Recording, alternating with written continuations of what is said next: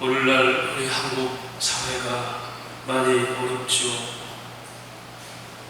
어떤 이는 새로운 정부가 들어서서 이런 경랑에 처했다라고 얘기합니다. 그러나 여러분, 반드시 변화가 있으면 혼란을 가져옵니다. 그동안 묵혀뒀던 문제들, 북핵 문제, 통일 문제, 구체적인 이런 활동들이 이 정부가 들어와서 하고 있습니다.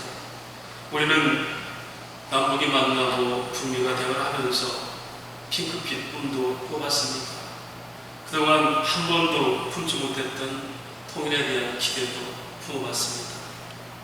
무역도 마찬가지입니다.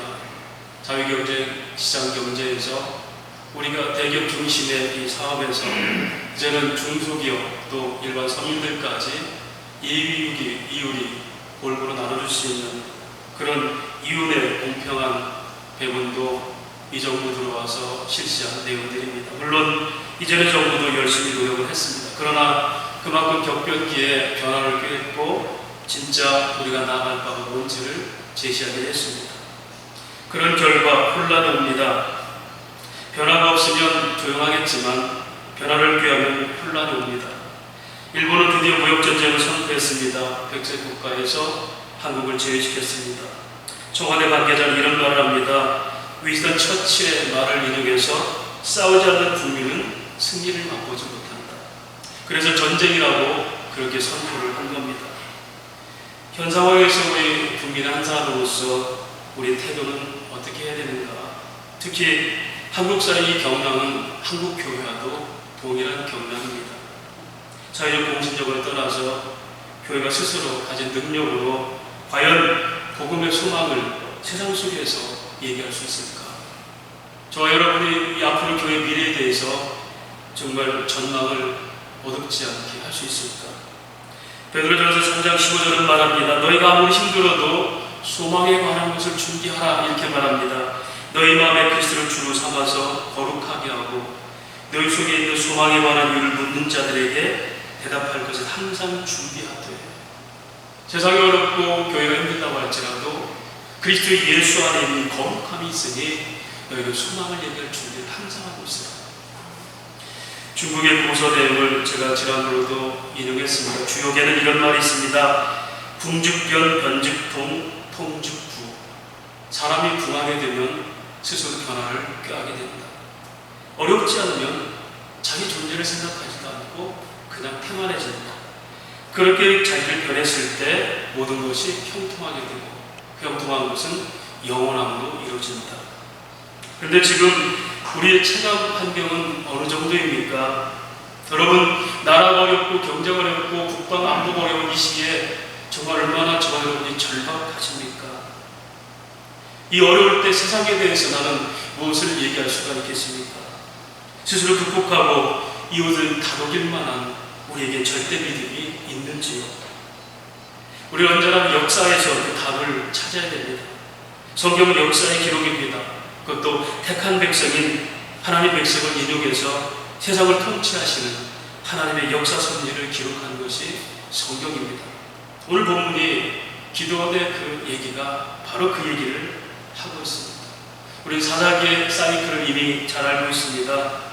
하나님이 가나안 땅으로 인도하셔서 그들을 거기서 풍족한 땅에서 살렸지만 그들은 조금 편안해지면 우상을 섬기고 범죄함으로 하나님께 징계를 당해서 환경이 고난해지면 그때 다시 간구합니다. 하나님 그걸 교육의 현장으로 삼습니다. 너희가 이렇게 했으니까 이런 징계를 당한다. 그러면서 그들에게 회개를 요청합니다. 그리고 그들을 변화시키고 그리고 회복과 치유를 주시며 바로 나는 너희를 사랑하는 하나님이다 라고 선포하시는 것, 이것이 사사기의 사이클이고 오늘 저와 여러분의 신앙생활 주님 앞에 갈 때까지 우리의 사이클이기도 합니다. 오늘 이 백성들의 주의 사이클과 하나님의 역사의 섭리의 실체를 보면서 오늘 이 시대에 어쩌면 우리가 고난을 당할 이 시대에 과연 우리 역사에서 어떤 교훈을 얻고 어떻게 대처할 것인가 말씀을 통해서 나누기를 바랍니다. 먼저 6장 1절의 그 사이클의 첫 번째가 그들은 범죄하기 시작하죠. 6장 1절에 보니까 이스라엘 자손이 또 여호와의 목전에서 악을 행하였으므로 그랬습니다. 또 여호와의 목전에서 악을 행하였으므로 하나님의 은혜를 아는 그 백성들이 가나안 땅을 정복하고 요단강을 마르게 했고 그 많은 대적들을 이기게 하셔 자기 땅을 줬더니 그 은혜를 잊어버리고 다시 태평하니까 또 범죄하였더라. 여러분, 인류는 평화의 시대보다 격정의 시대에 발전하는 사실을 아십니까? 역사자 토인비가 그래서 도전이 없이 응전이 없다는 말을 했습니다. 노아의 심판 시대에 사람들이 먹고 마시고 장가들어서 자기들의 풍족함이 얼마나 타락했는지 모르니까 하나님께서 물로 심판하시면서 노아의 의인의 사람들을 다시 살려서 언약을 이어갑니다. 소돔과 고모라 땅, 물된 동산 같다고 얘기했던 그 아름다운 땅에 죄악이 관용함으로 문화와 성적 타락이 이루어져서 그들을 쓸어버리면서 그 속에서 롯을 구원하면서 의인의 구원의 역사가 뭔지를 가르쳐 주십니다.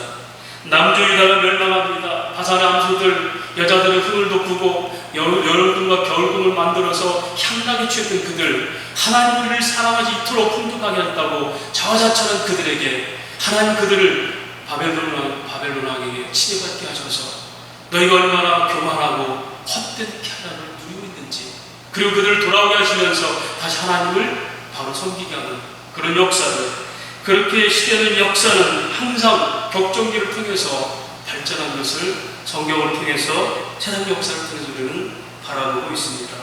사랑하는 여러분, 지상교회는 승리한 교회지만 전투하는 교회입니다. 하나님 나라 이미 이루어졌고 천상교회는 승리한 교회인데 그 승리한 믿음 가지고 이 땅에서 싸워가는 것이 오늘 지상교회의 사명입니다. 우리는 싸워야 됩니다. 디모데전서 6장 12절에 믿음의 선한 싸움을 싸우라, 영생을 취하라, 이를 위하여 네가 부르심을 받았고 많은 증인 앞에서 선한 증언을 하였도다. 여러분, 우리는 평화를 요구하지만 사단은 결코 공중의 권세 잡은 자는 우리를 평화로 놔두지 않습니다. 그렇게 그들은 평화를 이루니까 결국 나태함으로 범죄하게 됐고, 그러기서 하나님께서 그들을 징계하십니다. 2절에서 5절까지 말씀이 그겁니다. 환경적 고난을 준다는 겁니다. 그런데 여러분, 그 고난이 어떻게 했습니까? 그들이 열심히 파종해서 열매를 거둘 때쯤이면 이방인들이 쳐들어와가지고 다 뺏어가고 들짐승까지 다 풀어놔서 그들의 모든 수확이 헛되게 만들어버리는 겁니다. 파종의 열매를 누리지 못하고, 미가에서 말씀하는 것처럼 네가 먹어도 배부르지 못하고 항상 속이 빌 것이며 네가 감춰도 보존되지 못하고 보존된 것조차 칼에 남아니라.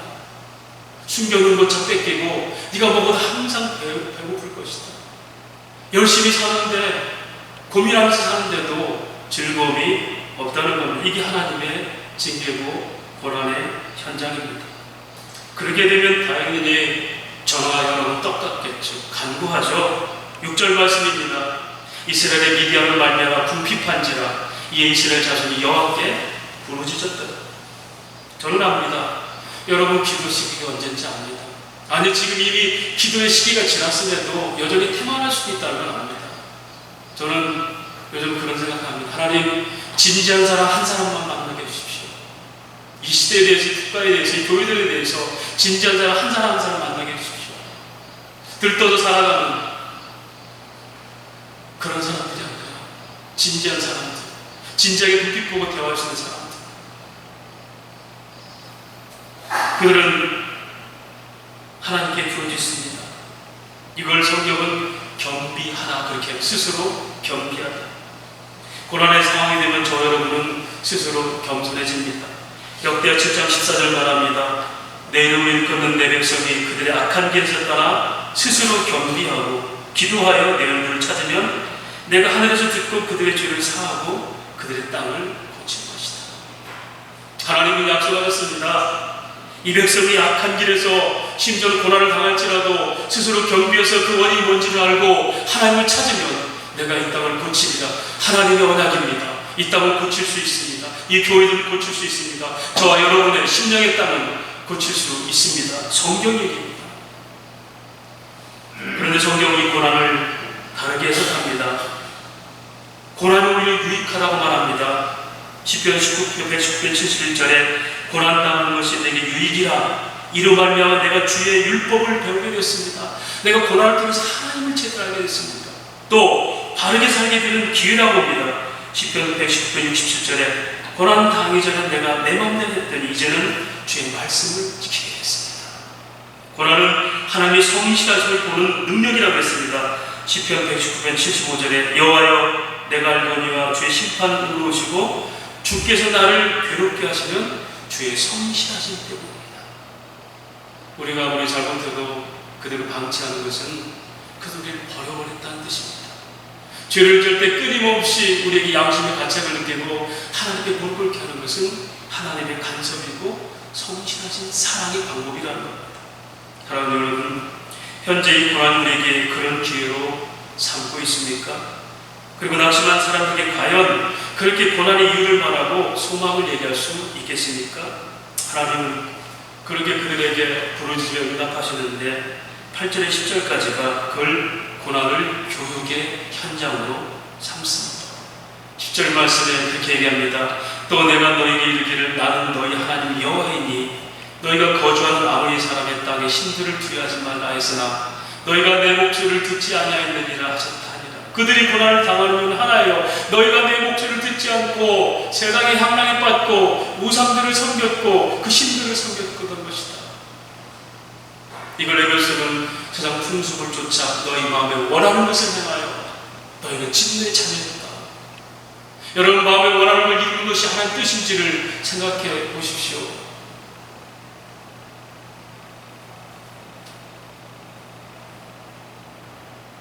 고난의 이유를 설명하십니다. 여러분 우리가 아무리 어려워도 문제의 원인을 알면 삶이 명쾌해지죠. 심지어 내가 매를 맞으면서 왜 맞는지도 모르면 억울한 거 아닙니까?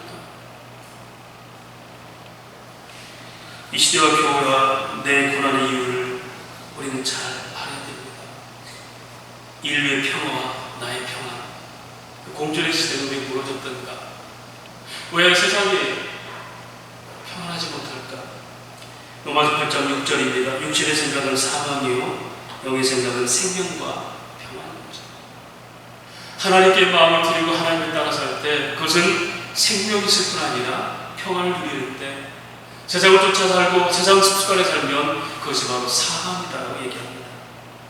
여러분 오늘 본문에 이 특별히 사사기의 아이러니는 뭐냐니까 전쟁과 늘 외침을 당하는 그런 속에서도 그 주제가 평안이에요. 평안.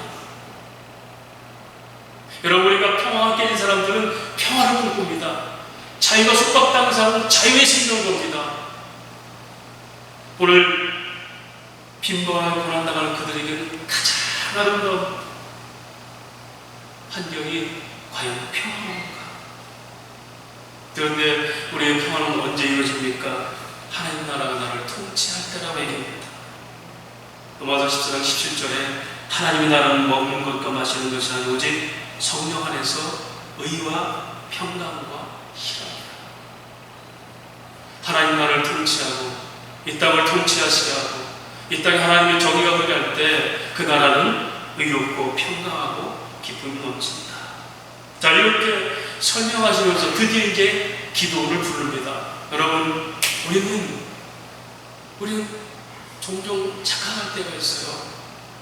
마치 엄마에게 꾸중 들리라고 가서 한 번 맞고 잘못했습니다 하면 끝나는 줄 우리 생각해요. 물론 그 엄마의 사랑을 알고 엄마의 의도를 하면 잘못한 걸 시인하고 고백하는 거 좋습니다. 그런데 그 반성이 끊임없이 반복된다면 엄마의 사랑, 아버지의 사랑, 하나님의 사랑이 우리를 통해서 유린당하는 게 아니겠습니까? 그래서 변화, 회복을 시키기 전에 반드시 변화, 이게 참된 회개입니다. 여러분 우리가 이스라엘 백성들이 그 참된 회개의 모습을 먼저 보일 때 하나님은 회복의 단계를 주십니다. 오늘 그것이 12절부터 14절까지 기도의 얘기예요. 하나님 이런 사이클을 갖고 있어. 범죄하면 우리가 고난당하면 하나님께 부르짖으면 하나님 응답하시고 우리는 다시 살 수 있어. 이런 사이클, 이런 공식이 아니라 거기는 반드시 평화와 깨뜨리는 원인이 뭔지 자기 변화와 이걸 자기 혁신이라고 해요. 이게 일어나지 않으면 삶의 태도가 변하지 않고 하나님에 대한 태도가 변하지 않으면 회복을 두려도 다시 또 범죄로 무너지는 그야말로 사사기 사이클이고 우리 인생의 죄의 악순환밖에 되지 않아요. 기도원에게 하나님 회복하기 전에 기도원의 변화를 요구합니다. 12절 말씀 큰 용사여 하고 부릅니다. 여러분, 여기서 기도원에게 큰 용사일 때 여러분 이 말이 맞다 생각합니까? 아니잖아요. 그는 숨어서 포도밭에서 밀을 까부는 그런 아주 비겁한, 비굴한, 연약한 패배주의에 젖은 실상이 그런 거 아닙니까? 그런데 큰 용사여 그렇습니다. 여러분, 여기서 큰 용사라는 게 뭔지 압니까? 사울이 큽니까? 다윗이 큽니까? 골리앗이 큽니까? 어린 다윗이 큽니까? 사울과 군대는 골리앗 앞에 벌벌 떨었습니다. 그들도 경험이 있었어요. 언약궤를 메고 나가서 싸우면 언제든지 승리했습니다. 그런데 어느 날 언약궤를 뺏겨버려요. 그 믿음 가지고 실전에서 경험됐습니다. 아, 하나님과 언약궤를 가지고 이긴다. 그런데 어느 날 그게 실패로 돌아갔고 그 골리앗 앞에서 벌벌 떨고 있습니다. 그들은 어른이었고 무장한 군사였지만 그들은 큰 용사가 아니었습니다. 그런데 다윗은 똑같은 경험을 했습니다. 들에서 양을 칠 때 사자도 곰도 찢게 하신 하나님, 그 경험 가지고 골리앗 앞에 섰습니다. 너는 내 밤이다. 누가 큰 용사입니까? 하나님의 언약을 믿고 그 은혜의 실체를 아는 다윗이 사람은 적지만 환경은 비루하지만 그가 큰 용사입니다. 오늘 기도원에게 큰 용사라고 하는 겁니까? 네가 지금 내 언약을 믿느냐? 이 백성들 향한 미디안에 20년 잡혀있고 꼼짝 못하는, 그렇지만 내가 이 사랑하는 이 백성들 아느냐? 내 언약이 여기 있는 걸 아느냐? 그것이 바로 너의 믿음이고 그걸 회복하면 큰 용사. 아니, 그걸 네가 회복하지 않아도 너는 큰 용사이다. 사랑하는 여러분, 오늘 저 여러분에게 하나님 똑같이 질문하십니다. 나라가 힘들고 내 삶이 힘들 때 너 네 믿음 한번 보여봐. 네 믿음이 뭐냐? 하늘과 땅의 번제를 주셨던 하나님인데 땅의 사람들 슬플 때 같이 슬퍼하고 절망할 때 같이, 아니 네가 먼저도 절망하느냐? 네 믿음을 보여봐. 사울과 군대는 믿음을 다 밑바닥까지 보였습니다. 벌벌 떨고 다윗은 믿음의 용맹함을 하나님 언약을 믿고 보였습니다. 큰 용사여 그렇게 부르니까 기도원이 13절에 항변하죠. 하나님, 만약에 하나님이 우리 이 민족을 살아있고 내가 큰 용사라면 어째 미디안에게 우리 내어주고 우리가 이렇게 수고를 하고 살게 하십니까? 아이고 하나님, 우리 조상들이 했던 말 다 거짓말 같습니다. 애굽에서 인도하는 이 백성들을 이렇게 처분하는 게 아닙니다. 항변하죠. 왜냐하면 현실이 그러니까 그는 현실은 믿었고 그 진실은 잘 모르고 있었어요. 그렇게 하신 하나님의 의도, 하나님의 계획은 그는 모르고 있었습니다.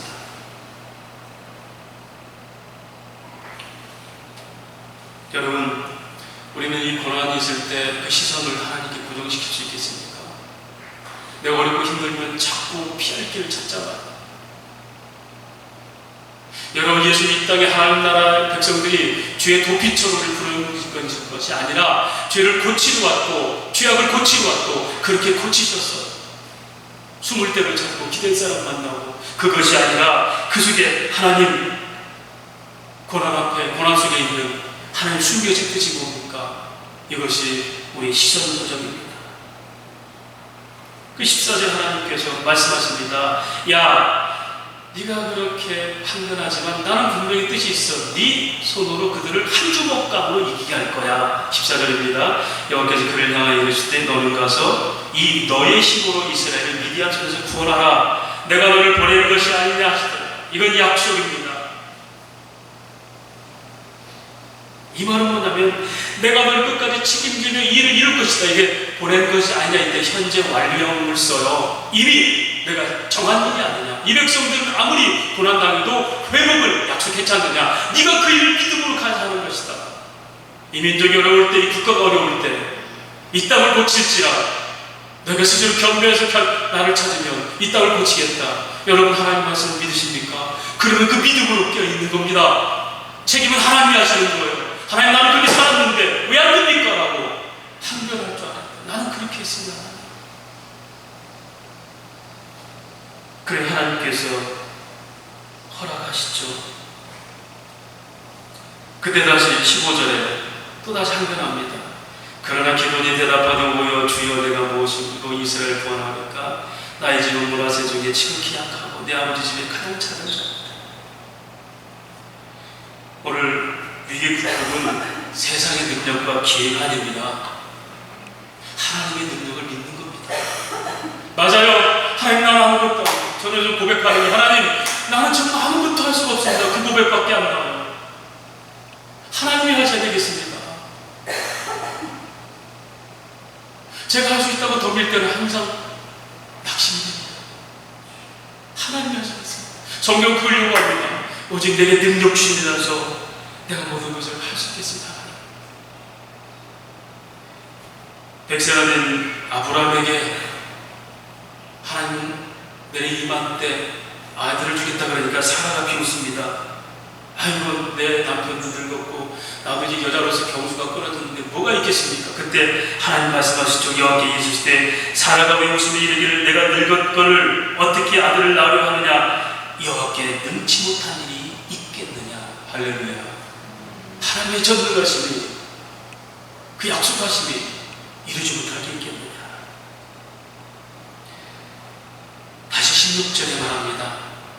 여호와께서 그에게 이르시되 내가 반드시 너와 함께하리니 네가 미디안 사람 치기를 한 사람 치는. 이 말입니까? 그들은 너희 한 주먹 값밖에 안 될 거야. 끊임없이 기도는 아니에요 불평하고 항변하는데 하나님이 계셨다면 이런 일이 있겠습니까? 하고 변명하고 원망의 대상을 하나님 삼는데 하나님 끊임없이 아니야, 네가 해. 내가 한 주먹 값을 이기게 할 거야.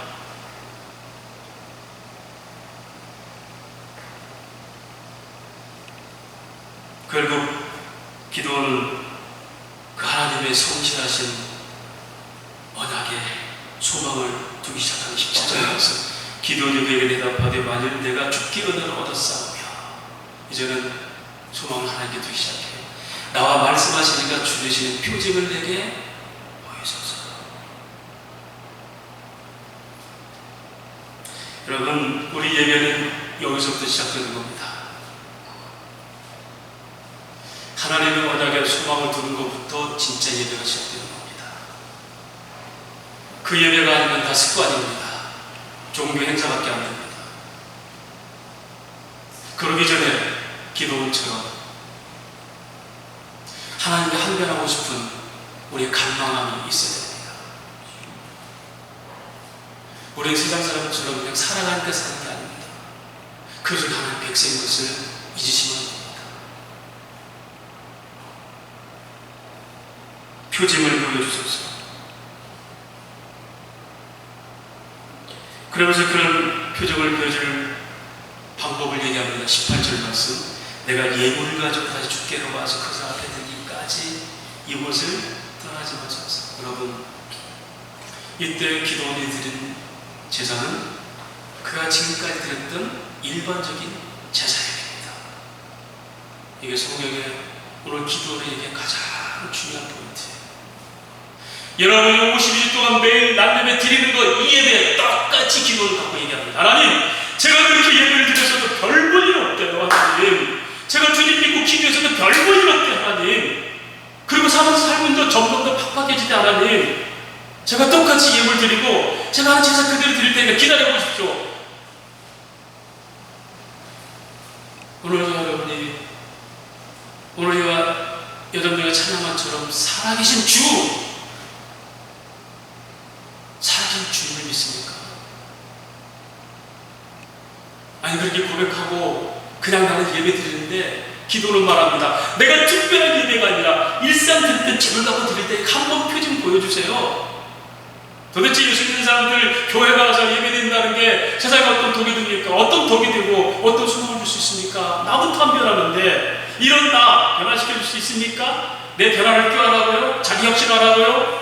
나를 변화시키라고요? 안 돼, 하나님. 자, 똑같은 예배 드릴 테니까 한번 받아보세요. 이 얘기입니다. 그럴 때 하나님께서 19절에 기돈이 가서 염소새끼 하나를 준비하고 가루 한 4방으로 목욕을 만들고 고기를 숯불에 담고 국을 양푼에 담아 상수리 나무에 그에 가져가 드리매 하나님의 사자가 그에게 이르되 고기와 목욕을 가져다가 이 바위에 놓고 그의 국을 보라니 기돈이 그대로 아니라 21절에 여호와의 사자가 손에 잡은 지팡이 끝을 내밀어 고기와 무기병에 대니 불이 바위에서 나와 고기와 무기병을 삼갔고 여호와의 사자는 떠나서 보이지 않았죠.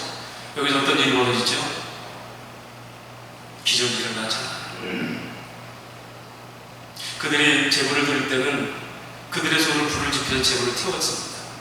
오늘은 하나님께서 지팡이 끝으로 바위에서 불을 내죠. 또 국을 제물에 부어버리는데 다 불살아버립니다. 이미 훅 쳐진 고기와 모든 것들이 다 불탑니다. 여러분, 오늘 저희 여러분들은 어쩌면 이 육체의 연습 같은 이 매너리즘에 빠진 예배 같은 예배도 주님은 받으십니다. 왜냐하면요, 반석이신 그리스도의 십자가의 제물 되심을 의지하여 우리 예배를 매주마다 받으십니다. 할렐루야. 이게 우리가 드릴 수 있는 믿음의 예배예요. 나는 안 변하고 나는 도저히 안 돼요. 이 한국교회는 안 돼요. 이 한국 사회가 안 돼요. 그게 낙심하며 어쩌면 우리가 드리는 제자일지라도 주님은 그걸 기적으로 만드십니다. 기다리시고 내가 기다려주겠다.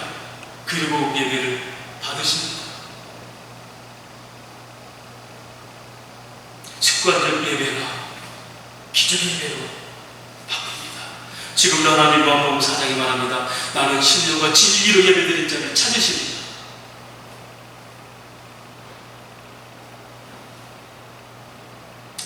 그러게 되니까 예배 후에 드디어 기도원이 절박해집니다. 20절 말씀. 기돈이 그가 여호와의 사자인 줄 알고 우리도 슬프도소이다. 주 여호와, 내가 여호와의 사자를 대면할 바인다. 이 말은 뭡니까? 하나님, 그 당시에는요, 하나님 보고 죽어요. 제사는 받으신 건 좋은데 이제 내가 죽습니다. 여러분, 예배는 내가 죽는 겁니다. 내 욕심이 죽고 내 생각이 죽고 내 판단이 죽는 겁니다. 세상도 안 되는데 우리도 안 돼. 한국교회는 안 돼. 이 판단이 죽는 겁니다. 하나님의 말씀에 능치 못함이 있겠느냐? 여호와의 오직 주의 말씀을 의지하나이다. 그래서 저는 진지한 한 사람 한 사람을 만나고 싶습니다. 적어도 그 말씀에 생명 걸고 목숨 걸고 그런 사람들을 만나고 싶고 함께 기도하고 싶고, 그래서 하나님의 역사에서 배웠던 것처럼 하나님 어떻게 이 민족을 끌어가시는지 훗날 주님 앞에 가서 그리 하나이다 고백하고 있습니다. 그것이 우리가 말하는 동역이고 교회 공동체고 성도의 모임이고 거룩한 장자의 회가 됩니다. 아담이 그랬습니다. 하나님 보고 나서 두려웠습니다. 왜? 내가 벗었으면 죄를 짓고 나니까 두려운 거예요. 여러분이 절대 절명의 시기는 자기 변명과 남을 원망하는 것까지 다 이루어져야 돼요. 이걸 다른 말로 팀 켈러는 자부정이라고 해요. 그 상태가 되지 않으면 안 변합니다. 끝까지 이유를 달고 항변하고 원망하고 시대를 원망하고 정치인을 원망하고 문재인을 욕하고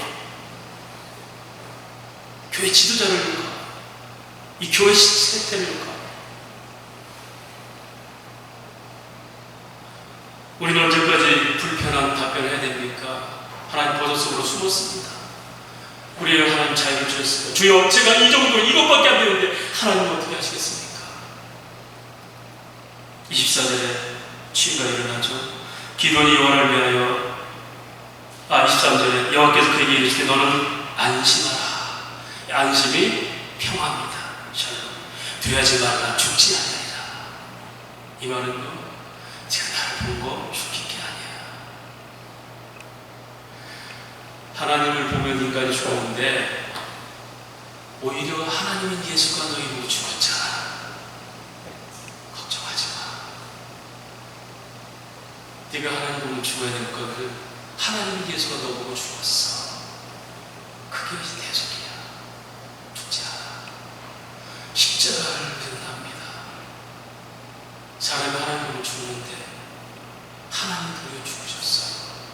우리를 살리기 위해서. 걱정하지 마라. 안심하라. 여러분, 우리가 죄를 알면 비로소 구원이 보입니다. 내 상태를 알면 드디어 하나님 계획이 보입니다. 자기 부인이 되면 하나님 어떻게 하실까? 소망이 보입니다. 결국은 죄의 고민은 사라지고 은혜의 선물이 영생이라는 것이 로마서 6장 23절 죄 삭은 사망인데 그리스도 예수 안에 하나님의 은사는 영생이라. 예수께서 대신 죽으심으로 사망을 우리에게서 삭제시키고 영생을 주셨습니다. 그것이 이스라엘의 회복의 근거가 됐습니다. 그래서 24절 비로소 샬롬이 일어납니다. 24절 기드온 여호와를 위해서 거기서 제단을 쌓고 그것을 여호와 샬롬이라 했더라. 그래서 오늘날까지 에베소의 사람에게 속한 오브라 했더라. 이때 여호와 샬롬이 비로소 시작된 겁니다. 이게 여러분 사사기의 주제라고 했죠. 어렵고 힘든 사람들마다 더 평화를 꿈꿉니다. 그런데 평화가 어디서? 내 부인을 통해서 자기 변화를 통해서 하나님 앞에 자기를 드렸을 때 비로소 평화를 이룬다. 그래서 예수님이 말씀하십니다. 내가 죽는 것을 영원히 떠나는 것이 아니라 오히려 요한복음 27절에 평화를 너에게 끼치노니 곧 나의 평화를 너에게 주노라. 내가 너에게 주는 것은 세상이 주는 것 같지 아니하리라. 너희는 마음에 근심도 하지 말고 두려워하지도 말라. 너희가 깨진 평화 내가 줄 거야. 사랑하는 여러분, 세상이 힘들고 경제적 압박이 오고 반성하지 않는 역사를 가진 일본이 끊임없이 획책해도 여전히 우리는 그 하나님을 의지합니까? 흔들지 않는 평화를 가지고 하나님 이 땅의 주체자, 역사의 주체자가 하나님이십니다. 이방 왕을 마음을 녹여서 이스라엘 돌아오게 하신 하나님, 누군들 하나님께서 역사하지 못하겠습니까? 그 믿음이 있습니까? 이리저리 휩쓸려서 걱정하고 불평하고 원망하고 대상을 두고 핑계대고 뜻없는 두려움, 막연한 두려움에 사로잡히고 혹시 그런 삶을 살지 않습니까? 그런데 여러분, 마지막으로 오늘 기도원이 가장 변화된 그 변화의 모습이 뭔지 알아요? 25절 30절까지 그런 기도원이 고백해서 하나님께서 그래 네가 이제 이길 건데 하나 하라. 네 아버지와 네 조상들이 섬기던 네 백성이 섬기던 바알상을 무너뜨려버리라. 그래서 기도원은 그 집의 종들을 데려가서 밤에 바알상을 무너뜨려버리잖아. 그러니까 누가 그 짓 하였느냐, 그를 잡아 죽이자. 누구였죠? 기도원. 그래서 어떤 일은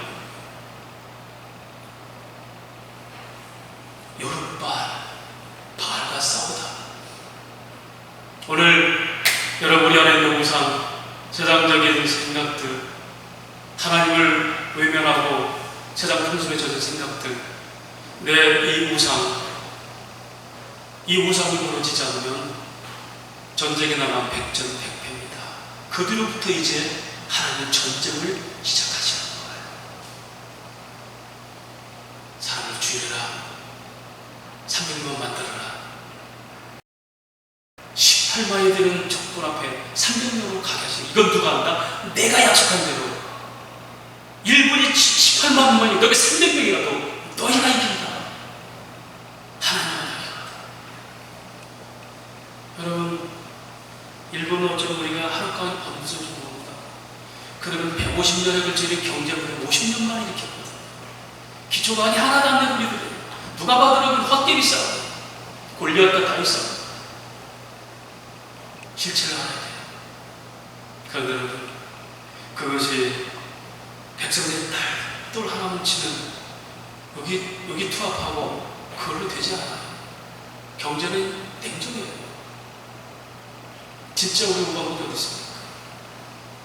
한가위 기적은 우리도 고백하지만 세상 사람도 고백하는 겁니다. 50년 만에 경제대국이 된 거, 여러분 하나님 은혜만 아니면 안 됩니다. 하나님의 계획이 뭘까 있다면요. 저는 믿습니다. 그래도 지금 현재 지구상에서 하나님의 말씀이 성경으로 인정한 이 대한민국 하나님 백성들은 그들이 존재하기에 마지막 시대에 하나님 사역을 좀 믿습니다. 아니, 그렇게 하실 겁니다. 적어도 우리 하나님 백성은 3년 이상은 하나님 그렇게 약속을 지킨 겁니다. 날마다 바알과 영적 싸움. 그래서 저는 진정으로 변하면요, 자기 삶의 사이클을 안 가면 안 됩니다. 여러분 시간들을 하나님께 드리는 훈련을 하세요. 10분 기다리고 20분 늘리고 진작에 주님 만나고 대면하의 사람이 만날 수 있는 그런 시간들을 가지세요. 그럴수록 하나님 말씀하십니다. 여호와의 친밀하심이 그를 바라는 자가 있으며 그에게 어떤 비밀도 보이시겠다. 오늘날 이 시대 이 교회들, 이 한국 사회들 그 비밀을 하나님이 보이시다. 누굽니까? 다니엘이에요. 여러분, 다니엘은 어떤 사람이에요? 멸망하고 식민지에 잡힌 곳에서 그가 한 일이 뭡니까? 기도하고 정직하게 산 것밖에 없어요. 왕의 진미를 거절하고 기도한 것밖에 없어요. 돌아와서 무슨 일을 했다는 거 다니엘은 포로에서 돌아오지도 않았어요. 근데 그가 그곳에서 하나님 그에게 국가를 맡기셨어요. 그래서 70년 뒤에 돌아가리라 하는 비밀을 보이셨어요. 할렐루야.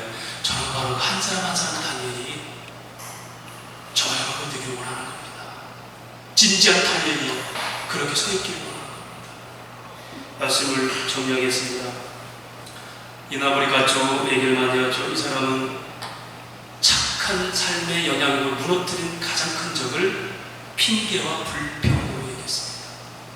그는 사업하면서 많은 어려움이 있었고 국가의 시체계에서 굉장히 많은 고난을 당했어도 그때마다 다 인정했습니다. 왜? 그는 긍정적인 생각. 왜? 나는 좋은 일을 위해서 일하기 때문에 남을 돕고 세상을 위해서 일하는 돈을 벌기 때문에 나는 누가 뭐라고 당당해. 이 절대적인 정직한 생각이 원망과 불평하지 않았어요. 그리고 그는 그 시기마다 다 그걸 극복하고 세계 최대 기업 중에 하나가 됐습니다. 그런 말합니다. 우리의 착한 영향을 무너뜨리는 가장 큰 적은 불평과 핑계다. 오늘 기도원이 300용사를 가지고 40년 동안 평화를 이루기까지 그는 불평과 핑계를 대고 하나님 앞에서도 항변했던 사람. 그런데 그 하나님의 끊임없는 언약의 설득을 통해서 소망을 두고 자기 변화를 통해서 드디어 하나님은 그를 큰 용사로 사용하시게 되는 겁니다. 오늘 우리 경제, 안보적, 지정학적 혼란과 불안은 언제 끝날 것 같습니까? 긴장되고 지루한 북핵 문제와 남북 통일은 과연 우리 바람대로 쉽게 해결될까요? 아니, 그것보다 내 안에 끝없이 반복되는 죄와 그로 인한 고난의 환경은 언제쯤 끝날 자신 있습니까? 아니면 이렇게 살다가 사사기 시대처럼 그렇게 죄짓고 회복되고 죄짓고 회복되고 그렇게 인생을 마칠 것인가요? 역사를 반성하지 않는 백성은 과거 역사를 다시 재현하고 싶은 욕망을 버리지 않았다는 겁니다. 일본이 사과하지 않으니까 그거 제국주의를 또 꿈꾸는 겁니다. 일본이겠습니까? 미국 도처에 자국 보호를 하는 신봉자들, 그들 중 진정한 우리 우방이 어디 있겠습니까? 이 시대는 진실로 우리를 겸허하게 하고 진지하게 합니다. 성도의 의는 이 땅에서 정의로도 나타내야 됩니다. 예수님 세상을 고치러 오셨지 우리를 피하게 하는 게 아닙니다. 적어도 이번 위기를 통해서 그런 변화의 기회로 삼는 것입니다. 국민 한 사람으로서 하나님 나라 통치를 받는 하나님의 선지자로서 먼저 보편적으로 가장 옳은 일을 하십시오. 나라가 힘들 때 같이 힘을 모으고 같이 애를 쓰고 같이 참여하시면 됩니다. 그리고 자기 믿음의 위치에 분명히 서 있으면 됩니다. 어수선한 환경에서도 언제나 소망을 얘기할 수 있는 그런 태도가 필요합니다. 이것이 바로 예수님의 삶이었습니다. 그는 심한 통곡과 간구로 아버지께 나아갔다고 했습니다.